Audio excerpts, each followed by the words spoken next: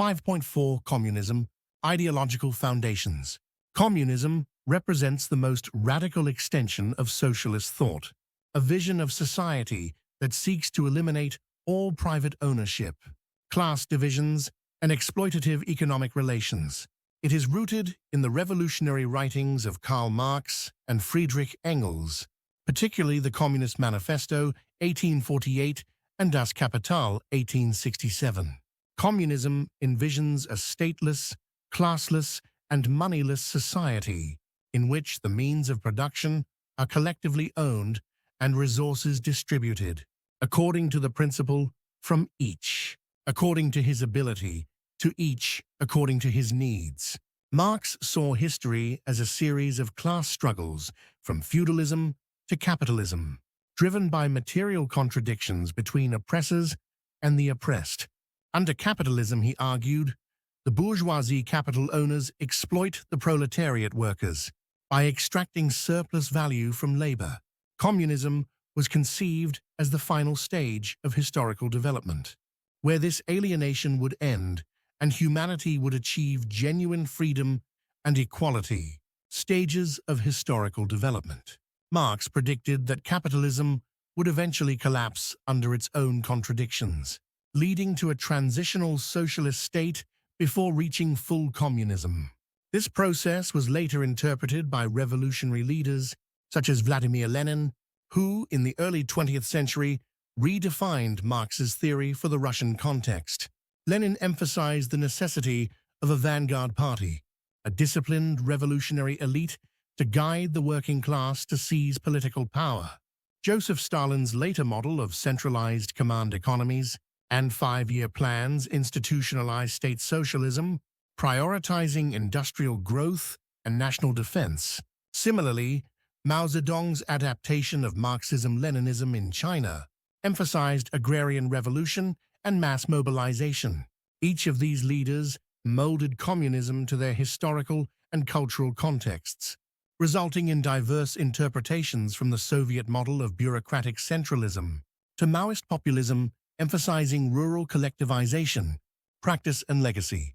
Throughout the 20th century, communism profoundly shaped global politics.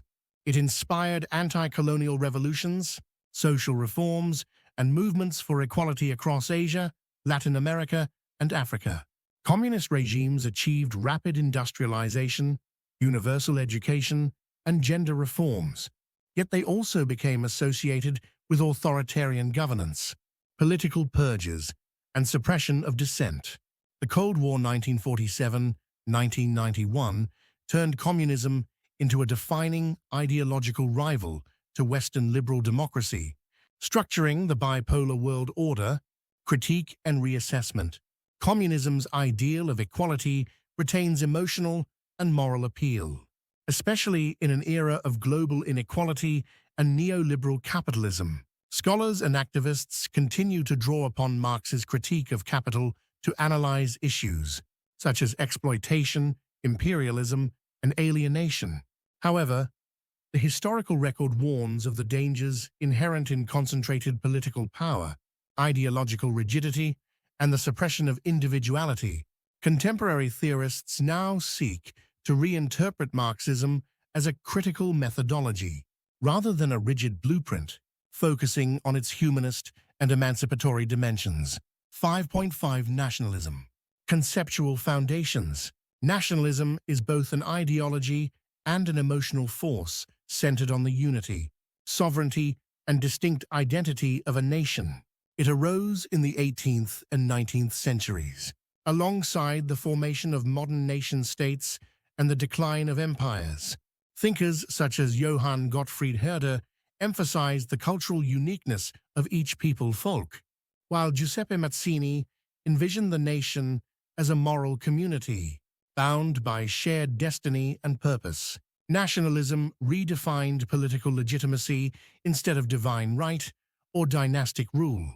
Sovereignty now derived from the will of the people. This transformation fueled revolutions, independence movements, and constitutional reforms across Europe and beyond. Types of nationalism.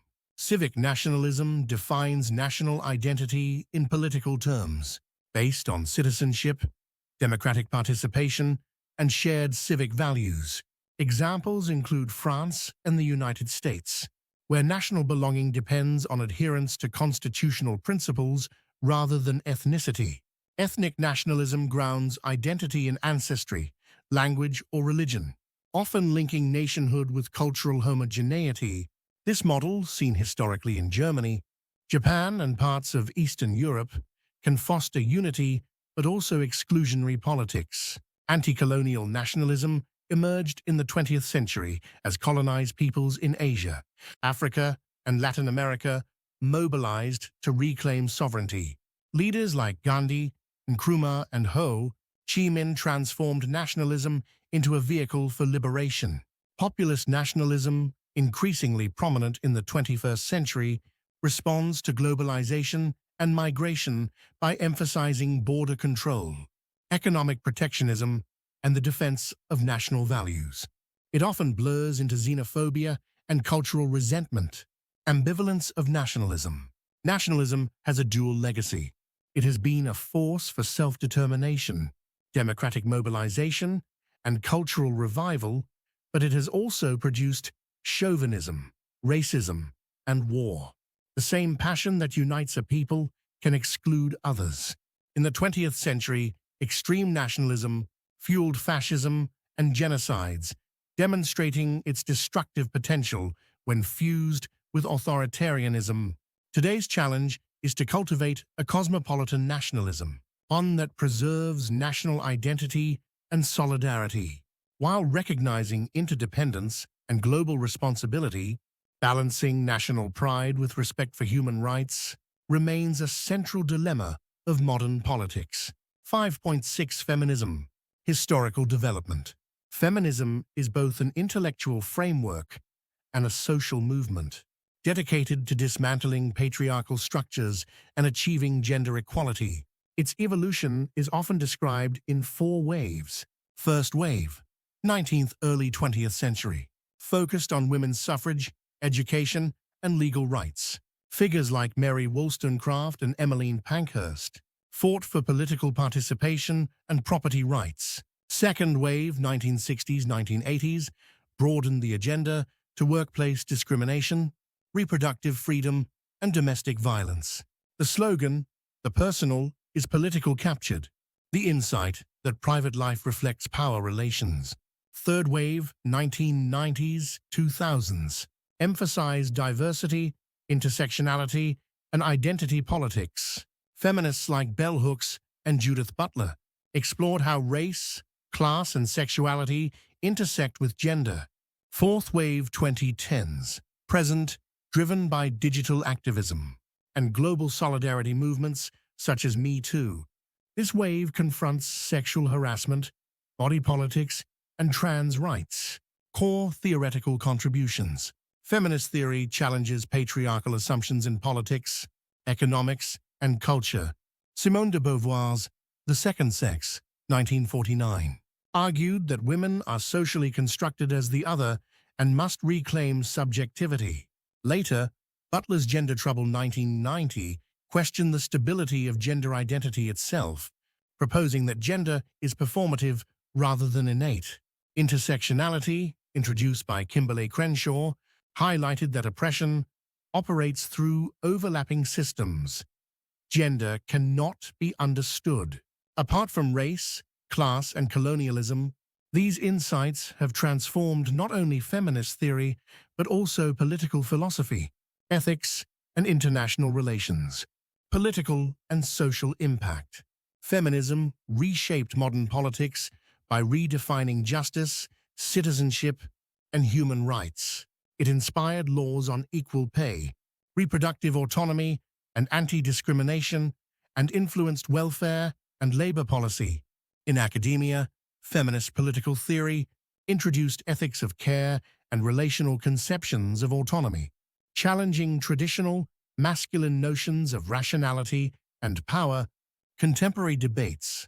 Current feminist discourse grapples with new challenges: global inequality, intersectional discrimination, and the integration of trans and non-binary perspectives.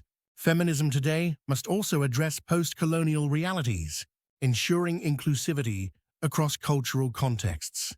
Its enduring contribution lies in expanding the boundaries of democracy and redefining equality as a relational global ideal. 5.7 Environmentalism Origins. Environmentalism is a modern ideology that arose in response to industrialization's ecological consequences: pollution, deforestation, and biodiversity loss. The early conservation movement, led by figures like John Muir and Aldo Leopold, emphasized the moral value of nature. Rachel Carson's Silent Spring, 1962, marked a turning point, exposing the dangers of pesticides and inspiring the global environmental movement. Core values. At its heart, environmentalism asserts that human survival and moral duty are inseparable from the health of the planet. It promotes sustainability, ecological interdependence, and stewardship, urging humanity to transcend anthropocentrism, the belief that nature exists solely for human use. Political dimensions. Reformist environmentalism seeks pragmatic solutions, environmental regulations, renewable energy, and sustainable development. Deep ecology, a more radical philosophy advanced by Arne Naess, views all living beings as possessing intrinsic value and calls for a reorientation of human consciousness. Eco-socialism combines Marxist and ecological thought, arguing that capitalism's pursuit of profit inherently drives environmental degradation and must be replaced by cooperative, sustainable economics. Global movements. The environmental movement has achieved major international milestones, including the 1972 Stockholm Conference, the 1992 Earth Summit in Rio, and the 2015 Paris Agreement.